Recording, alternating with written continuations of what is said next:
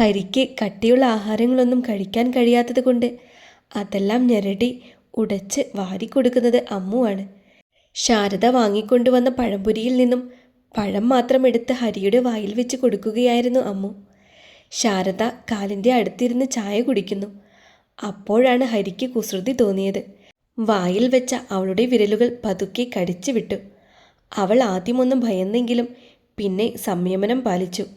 അവൻ്റെ ചെവിയുടെ അടുത്തേക്ക് ചുണ്ടുകൾ കൊണ്ട് ചെന്നു. അവളുടെ ശ്വാസം ചെവിയിൽ തട്ടിയപ്പോൾ അവന് കുളിര് കോരി. അവൾ ശബ്ദം താഴ്ത്തി പറഞ്ഞു, ചെറിയ രീതിയിൽ ആരോഗ്യം വെച്ചപ്പോൾ തന്നെ ശാരിയെ ഓർമ്മ വന്നു. കണ്ട പ്രോസ്റ്റിറ്റ്യൂട്ടിൻ്റെ അടുത്തെടുക്കുന്ന വേലയൊക്കെ അവിടെ തന്നെ കാണിച്ചാൽ മതി, എന്നോട് കാണിക്കരുത്.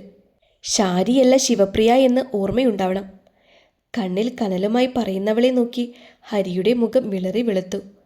കുളിരും മഴയുമെല്ലാം മാറി. ഒടിഞ്ഞ ചേമ്പിൻ തണ്ട് പോലെയായി അവൻ. ശാരിയെ കണ്ട നിമിഷത്തെ പോലും അവൻ ശപിച്ചു തുടങ്ങി. ഹരി എപ്പോഴും അമ്മുവിൻ്റെ മുഖം ശ്രദ്ധിക്കാൻ തുടങ്ങി. അവളുടെ കണ്ണുകളിൽ അവനായി പ്രണയം തെളിയുന്നോ എന്ന് അറിയാനായി. പ്രണയം പോയിട്ട് സ്നേഹം പോലും കണ്ടുപിടിക്കാൻ കഴിഞ്ഞില്ല. അവൾ അനന്തുവിനെ സ്നേഹിച്ച് കാണുമോ എന്ന ചിന്തയിൽ കുടുങ്ങി ഹരിയുടെ മനസ്സ് ഭ്രാന്തമായി അലഞ്ഞുകൊണ്ടിരുന്നു. ഇല്ല, അവളെപ്പോലൊരു പെൺകുട്ടിക്ക് പെട്ടെന്നൊന്നും മറ്റൊരാളെ സ്നേഹിക്കാൻ കഴിയില്ല. ചോദ്യവും ഉത്തരവും കണ്ടുപിടിക്കാനുള്ള നെട്ടോട്ടത്തിൽ അലയുന്ന കുരങ്ങിനെ പോലെയായിരുന്നു അവൻ്റെ മനസ്സ്.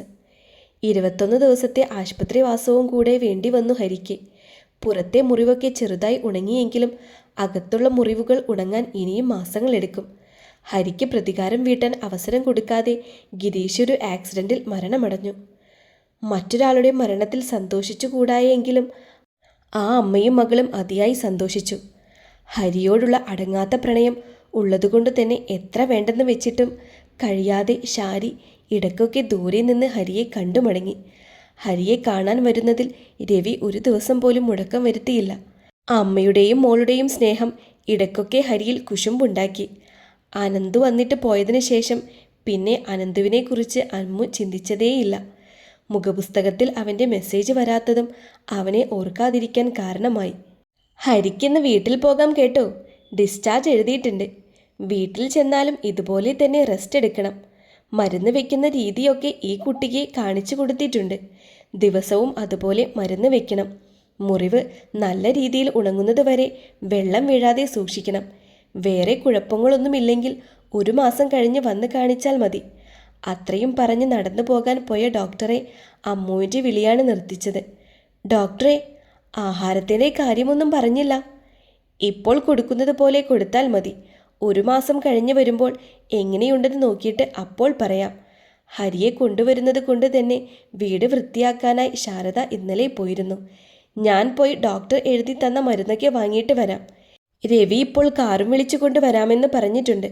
സാധനങ്ങൾ ഒതുക്കി വെക്കുന്നതിനിടയിൽ ഹരിയോട് അമ്മു ഇത്രയും പറഞ്ഞു. അവളുടെ പ്രവൃത്തികൾ വീക്ഷിച്ചു കൊണ്ടിരിക്കുകയായിരുന്നു അവൻ. നിനക്കെന്നോടുള്ള ദേഷ്യം ഇതുവരെ മാറിയില്ലേ അമ്മു? അവളുടെ കൈകളിൽ പിടിച്ചാണ് അവൻ ആ ചോദ്യം ചോദിച്ചത്. അവനെ എരിച്ചു കളയാൻ പാകത്തിന് ഒരു നോട്ടം നോക്കി അവൾ. അവൻ അറിയാതെ കൈകൾ എടുത്തു പോയി. അവൾക്ക് എന്നെ തൊടാം, പിടിക്കാം, എല്ലാം ചെയ്യാം. ഞാനൊന്ന് തൊട്ടാൽ തീപ്പന്തം പോലെയുള്ള കണ്ണുരുട്ടി വിഴുങ്ങാൻ വരും. അല്ലെങ്കിൽ ശാരിയുടെ കാര്യം പറഞ്ഞ് നാവടക്കും. കുനിഞ്ഞിരുന്ന് പിറുപിറുക്കാതെ എന്തെങ്കിലും പറയാനുണ്ടെങ്കിൽ മുഖത്ത് നോക്കി പറയും. ഞാനൊന്നും പറഞ്ഞില്ല. ഒന്ന് ഇരുത്തി മൂളിക്കൊണ്ടവൾ മരുന്ന് വാങ്ങാൻ പോയി. അവൾ മരുന്ന് വാങ്ങി വന്നപ്പോഴേക്കും രവി സാധനങ്ങളെല്ലാം കാറിലാക്കിയിരുന്നു. ഇനി എന്തെങ്കിലും എടുക്കാനുണ്ടോ എന്ന് നോക്ക് ചേച്ചി. ഒന്നുമില്ല, നീ വീൽചെയർ എടുത്തിട്ട് വാ. അത്രയും ദൂരം നടത്താൻ പറ്റത്തില്ല. ഹരിക്ക് നല്ല രീതിയിൽ വേദനിച്ചു. ആ ദിവസത്തിന് ശേഷം ഇന്ന് വരെ അവൾ ശ്രീയേട്ട എന്നൊന്ന് വിളിച്ചിട്ടില്ല.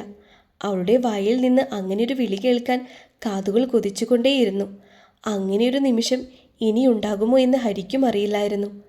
അമ്മയുടെയും ഹരിയുടെയും കൂടെയുള്ള 72 ദിവസത്തെ ആശുപത്രിവാസത്തിന് ശേഷം വീട്ടുമുറ്റത്തെത്തിയ സന്തോഷം എത്രയെന്ന് അവൾക്ക് തന്നെ അറിയില്ലായിരുന്നു.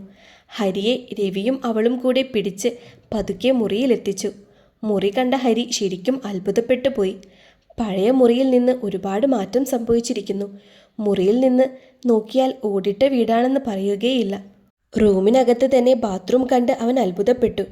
ഇവിടുത്തെ കാര്യമൊന്നും ഒരിക്കലും അമ്മ പോലും പറഞ്ഞിരുന്നില്ല. പെയിൻ്റ് അടിച്ച് വൃത്തിയാക്കിയിരിക്കുന്നു. കരകര സൗണ്ടുള്ള പഴയ ഫാനും മാറ്റിയിരിക്കുന്നു. അമ്മുവിൻ്റെ മനസ്സിലാണെങ്കിൽ ഷാരി കയറിയ റൂം ഓർമ്മയിലില്ലാത്ത വിധം മാറണമെന്നായിരുന്നു. അതിന് ഒരു പരിധിവരെ സാധിച്ചെന്ന് അവൾക്ക് തോന്നി. എന്തിനാണ് ഇങ്ങനെ ചെയ്തതെന്ന് അവളുടെ മനസാക്ഷി പലപ്പോഴും അവളോട് ചോദിച്ചിട്ടുണ്ട്. ശരിയായ ഉത്തരം അവൾക്കും ഇതുവരെ കിട്ടിയില്ല. ഇവിടെ കൊണ്ടുവന്നില്ലെങ്കിലും ഇനിയും ഹരി ഷാരിയെ തേടി പോകുമായിരിക്കും. അങ്ങനെയൊരു ചിന്ത വന്നപ്പോൾ തന്നെ അവൾക്ക് ഭ്രാന്ത് പിടിക്കുന്നത് പോലെ തോന്നി. അങ്ങനെയൊന്ന് സംഭവിച്ചാൽ നിന്നെ രക്ഷിച്ച് ചേർത്ത് പിടിച്ച കൈകൊണ്ട് തന്നെ നിന്നെ കൊന്നിട്ട് ഞാൻ മരിക്കും. ഉള്ളിൻ്റെ ഉള്ളിൽ അവൾ ഉഗ്രശബ്ദമെടുത്തു. റൂമിൻ്റെ മാറ്റം കണ്ടപ്പോഴേക്കും ഹരിക്ക് മനസ്സിലായി ഷാരിയുമായി ഈ റൂമിൽ കഴിഞ്ഞതിൻ്റെ വേദന മാറാനാണ് അമ്മു ഇത് ചെയ്തതെന്ന്. എന്തൊക്കെ ചെയ്താലും ചെയ്ത തെറ്റ് തെറ്റല്ലാതെയാവുകയില്ലെന്ന് ഹരിക്ക് വ്യക്തമായി അറിയാമായിരുന്നു. ഈ വീട്ടിൽ വെച്ചെങ്കിലും അങ്ങനെ ചെയ്യാതിരിക്കാമായിരുന്നു എന്ന് ഇപ്പോൾ ഹരി ആത്മാർത്ഥമായി ആഗ്രഹിച്ചു.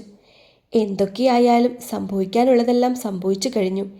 ഇനി മുന്നോട്ടുള്ള കാര്യങ്ങളെക്കുറിച്ച് ചിന്തിച്ചാൽ മതിയല്ലോ. സാധനങ്ങൾ കൊണ്ടുവയ്ക്കാൻ വന്ന് രവി കാണുന്നത് കണ്ണിൽ കണ്ണിൽ നോക്കി നിൽക്കുന്ന അമ്മുവിനെയും ഹരിയെയുമാണ്. പരസ്പരം നോക്കി നിന്നെങ്കിലും രണ്ടുപേരും ചിന്തകളുടെ ലോകത്തായിരുന്നു. നോക്കി നിൽക്കുകയാണെന്ന് രണ്ടുപേർക്കും അറിയില്ലായിരുന്നു. അല്ലെങ്കിൽ അവർ കണ്ടില്ലായിരുന്നു. വയ്യാത്ത ആള് കിടക്കാതെ ഇങ്ങനെ നോക്കി നിൽക്കുകയാണോ? രവിയുടെ ചോദ്യമാണ് രണ്ടുപേരെയും ചിന്തകളിൽ നിന്ന് ഉണർത്തിയത്. അവൾ അലമാര തുറന്ന് ഒരു കൈലിയെടുത്ത് അവൻ്റെ കയ്യിൽ കൊടുത്തു. കിടക്കുന്നതിന് മുൻപ് ഇട്ടേക്കുന്നതെല്ലാം ഊരിത്താ. ഹോസ്പിറ്റലിൽ നിന്ന് വന്നതല്ലേ, അതൊക്കെ കഴുകിയിട്ട് ഉപയോഗിക്കാം. രവി, ആ ബാർബറെ വീട്ടിൽ വിളിച്ചു കൊണ്ടുവരണം. മുടിയും താടിയുമൊക്കെ അങ്ങ് വളർന്ന് അതെല്ലാം അങ്ങ് വെട്ടിക്കളയാം. അമ്മുവിൻ്റെ സംസാരം കേട്ടപ്പോൾ ഹരിക്ക് പുഞ്ചിരി വന്നെങ്കിലും അതെല്ലാം അതിസമർത്ഥമായി മറച്ചു. അല്ലെങ്കിൽ അവൾ മനസ്സ് നോവിക്കുന്ന വിധം എന്തെങ്കിലും സംസാരിച്ച് കളയും. അവളുടെ കണ്ണുകളിൽ പ്രണയം കാണാൻ കഴിഞ്ഞില്ലെങ്കിലും അവനോടുള്ള കരുതലിൽ അവന് പ്രണയം കാണാൻ കഴിഞ്ഞിരുന്നു.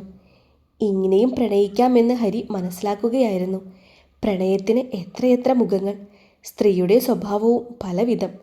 ചിലർ കടൽ പോലെയാണ്, ഇടയ്ക്കിടയ്ക്ക് അടിക്കുന്ന ചെറിയ തിര പോലെയും, ചിലപ്പോൾ വരുന്ന ശക്തമായ തിര പോലെയും, അല്ലെങ്കിൽ മുച്ചൂടും മുടിപ്പിക്കുന്ന സുനാമി പോലെയും.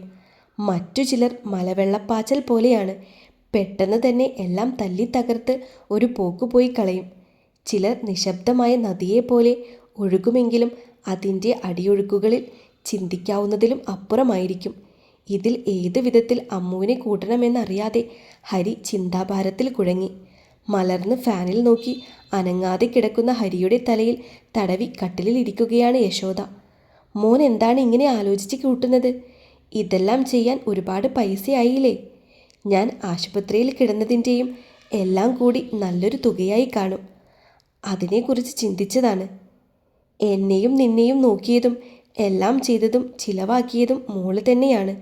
അവൾക്കായി അവളുടെ അച്ഛനും അമ്മയും സൂക്ഷിച്ച പൈസ നമുക്ക് വേണ്ടി ചിലവാക്കി. മോൻ ജോലിക്ക് പോകുമ്പോഴെല്ലാം അമ്മ പറയുമല്ലോ, എന്തെങ്കിലും കുറച്ച് പൈസ സൂക്ഷിച്ച് വെക്കാൻ. ഒരിക്കലും നീ കേട്ടിട്ടുണ്ടോ? ഈയൊരവസ്ഥയിൽ അവളില്ലായിരുന്നുവെങ്കിൽ മരണം തന്നെയായിരുന്നു നമുക്ക് രണ്ടുപേർക്കും കിട്ടുന്നത്.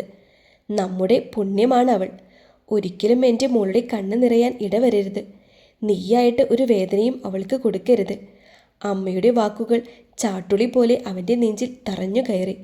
ഒരിക്കലും മറക്കാൻ കഴിയാത്ത, ഉണങ്ങാൻ പറ്റാത്ത ഒരു മുറിവ് അവളുടെ നെഞ്ചിൽ ഞാൻ കൊടുത്തിട്ടുണ്ട് അമ്മേ എന്ന് പറയാൻ അവൻ്റെ നാവ് പൊങ്ങി.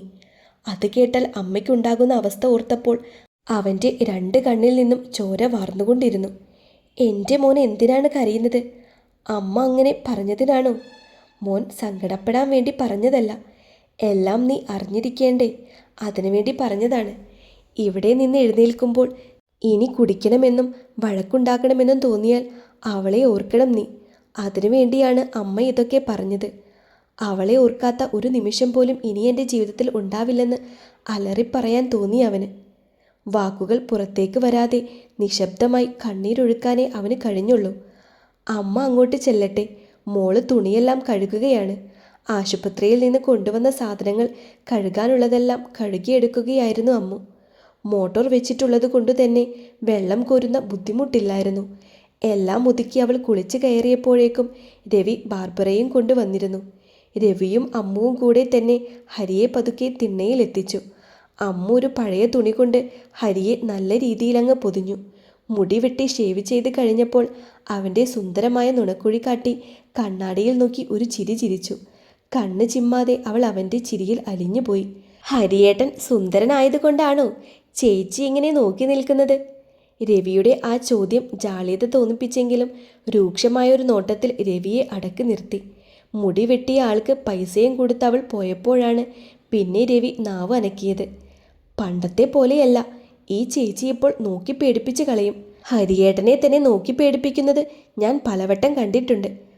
ഹരിയേട്ടൻ എങ്ങനെ സഹിക്കും ഇതിനെ? ഡാ പോടാ പോടാ.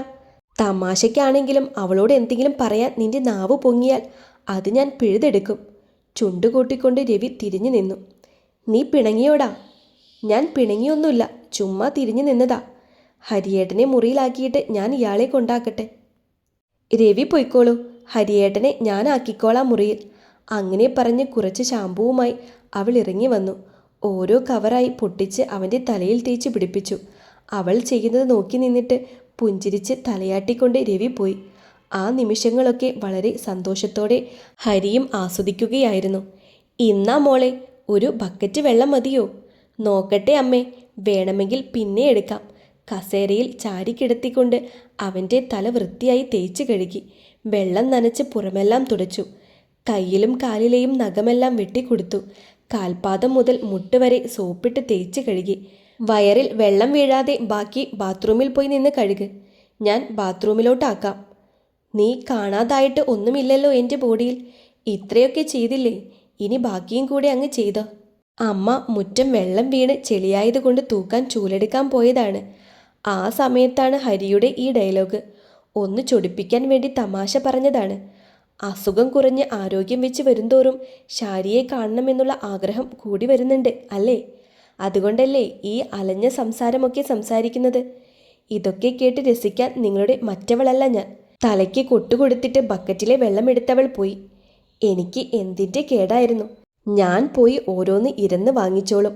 അവൻ അവനെ തന്നെ സ്വയം പഴിച്ചു. അമ്മയും അവളും കൂടെ അവനെ പിടിച്ച് ബാത്റൂമിലാക്കി. ഒരു പുതിയ കൈലി എടുത്ത് ബാത്റൂമിൽ കൊണ്ടിട്ട് പറഞ്ഞു, മേല് കഴുകിയിട്ട് ഈ കൈലി എടുക്ക്. മറ്റേതിൽ മുടിയുടെ പൊടി വീണിട്ടുണ്ടെങ്കിൽ ശരീരം ചൊറിയും. നിന്റെ നാക്കിൻ്റെ അത്രയും ചൊറിച്ചൽ ഒരു മുടിക്കും വരത്തില്ല. ഹരി പിറുപിറുത്തു. എന്തെങ്കിലും പറഞ്ഞായിരുന്നോ? നമ്മളൊന്നും പറഞ്ഞില്ലേ. ഹരിയുടെ നീട്ടിയുള്ള ആ പറച്ചിലിൽ അവൾക്ക് നല്ല രീതിയിൽ ചിരി വരുത്തിയിരുന്നു. കുറച്ചു നേരം കൊണ്ട് ഇരുത്തവും നൃത്തവും യാത്രയുമെല്ലാം കൂടി ഹരിക്ക് വേദന തുടങ്ങിയിരുന്നു. പെട്ടെന്ന് കഴുകി അവൾ കൊടുത്ത കൈലിയും കൊടുത്തവൻ ഇറങ്ങി. അവനെ പിടിക്കാൻ വാതിലിൽ തന്നെ അവൾ നിൽപ്പുണ്ടായിരുന്നു. അവനെ കിടത്തിയിട്ട് മുറിവിൽ പുതിയ മരുന്ന് വെച്ച് കെട്ടിക്കൊടുത്തു. അവന് നല്ല രീതിയിൽ വേദനിക്കുന്നുണ്ടെന്ന് മനസ്സിലായി. അവൻ്റെ വേദന അവളുടെ ഹൃദയവും കീറിമുറിക്കുന്നുണ്ടായിരുന്നു. ഒരുപാട് വേദനിപ്പിക്കരുതേ എന്ന് സർവ്വദൈവങ്ങളെയും വിളിച്ച് പ്രാർത്ഥിച്ചു. വേദനയുണ്ടോ? അവൻ്റെ കണ്ണിൽ നോക്കി ചോദിച്ചു. വേദന കൊണ്ട് ശരിക്കും കണ്ണ് കാണാൻ പറ്റാതായിരുന്നു. വേദനയുണ്ടെന്ന് തലയാട്ടി കാണിച്ചു. ഇത് കഴിക്ക്, വേദനയ്ക്കുള്ള ടാബ്ലറ്റാണ്. എണീറ്റിരിക്കാൻ പോലും കഴിയാത്ത രീതിയിൽ വേദന തോന്നി അവന്. ചാരിപ്പിടിച്ച് ഗുളിക വായിലിട്ട് കൊടുത്തു അവൾ. ഒന്നുറങ്ങിക്കഴിയുമ്പോഴേക്കും വേദന മാറും. അന്നേരം ആഹാരം കഴിക്കാം. അതും പറഞ്ഞ് ഇറങ്ങിപ്പോകാൻ പോയവളുടെ കയ്യിൽ കയറി പിടിച്ചു അവൻ.